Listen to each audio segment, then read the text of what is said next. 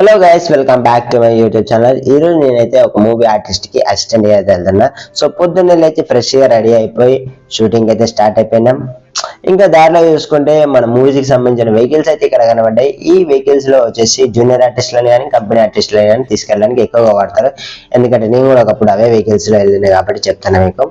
ఇంకా మనం లేట్ చేయకుండా లొకేషన్ వచ్చేస్తే లొకేషన్ వచ్చేసి ఇదే బిల్డింగ్ లో మన మూవీ షూట్ అయితే ఈరోజు జరగబోతుంది. ఇంకా మన చుట్టూ సరౌండింగ్ చూస్తున్నారు కదా, ఇక్కడైతే క్యారవాన్ అయితే కనబడుతుంది. ఈ క్యారవాన్స్ ని వేటి వాడతారు మీకు తెలుసని అనుకుంటున్నా. ఎందుకంటే ఆర్టిస్టులకి రూమ్స్ హోటల్స్ అవైలబుల్ లేని టైంలో ఈ క్యారవాన్స్ అయితే ఎక్కువగా వాడతారు. ఎక్కువ శాతం అవుట్డోర్ షూట్స్కి వెళ్ళినప్పుడు అయితే వాడతారు. ఇంకా మన ఈ క్యారవాన్ లోపల సెటప్ ఎట్లా ఉంటుందని చూస్తున్నారు కదా, ఒక చిన్నపాటి రూమ్ లెక్క అయితే మనకు కనబడుతుంది. రెస్ట్ తీసుకోవడానికి బెడ్, ఇంకో ఒక విధంగా దాన్ని సోఫా కింద కూడా వాడచ్చు. ఇదే నా అవుట్ఫిట్ ఈరోజు ఎలా ఉందో కామెంట్ చేయండి. ఇంకా మన లెఫ్ట్ సైడ్ లో చూసుకుంటే ఆర్టిస్టులకు సంబంధించిన కాస్ట్యూమ్స్ అయితే మనకి ఇక్కడ కనబడుతున్నాయి. ఇంకో ఆర్టిస్టులకు సంబంధించిన లగేజ్ అయితే అక్కడ ఉంది. మనము ఈ అద్దం ముందు చూస్తున్నారు కదా, ఈ 3 బ్యాగ్స్ ఏంటంటే మేకప్ కి సంబంధించిన కిట్స్, మేకప్ కి సంబంధించిన సామాన్లు అంతా అందులోనే ఉండే. ఇంకా చూస్తున్నారు కదా, మనకు టీవీ ఫెసిలిటీ కూడా ఉంది. ఇంకా దీని వెనకాల చిన్న రూమే, అది బాత్రూమ్. ఓకే, దాని గురించి మనం ఎక్కువగా మాట్లాడద్దు. ఇంకా లొకేషన్లోకి వెళ్ళిపోవడానికి చూస్తున్నారు కదా, బ్యాక్గ్రౌండ్ అయితే అట్లా సెటప్ అయితే చేసుకొని పెట్టుకున్నారు. ఇంకా మనం లేట్ చేయకుండా మన ఆర్టిస్ట్ తో పాటు మనం కూడా వెనకాల బ్యాగ్ వేసుకొని వెళ్ళిపోయినాం. మనం లోపలికి వచ్చే గ్యాప్ లోనే మన లైట్ మ్యాన్స్ అయితే లైటింగ్ గీటింగ్ అంతా సెటప్ చేసుకొని షూటింగ్ అయితే రెడీ అయిపోయారు. ఇంకా మనమే లేట్ ఉన్నట్టుంది. ఇంకా చూస్తున్నారు కదా, బిహైండ్ ద సీన్స్ ఎలా ఉన్నాయో. షూటింగ్ అయితే ఇలా జరుగుతుంది మాక్సిమం.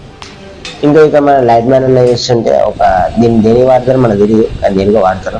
కెమెరా మ్యాన్ అన్న చూసుకుంటే కెమెరా పెట్టుకొని రెడీగా ఉన్నాడు. కాకపోతే అక్కడ కొంచెం లైటింగ్ సెటప్ ఉన్న సెటప్ చేసేది ఉంది. సో అందుకే కొంచెం లేట్.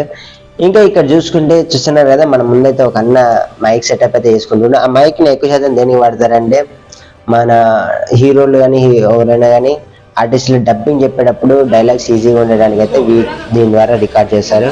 ఇంకా మన ముందు ఒక వైట్ క్యాప్ పెట్టుకుని అన్న వెళ్తాను కదా, మనం నేనైతే ఎక్కువ శాతం మాట్లాడుతూ ఉంటాను కదా జూనియర్ ఆర్టిస్ట్ అని చెప్పేసి.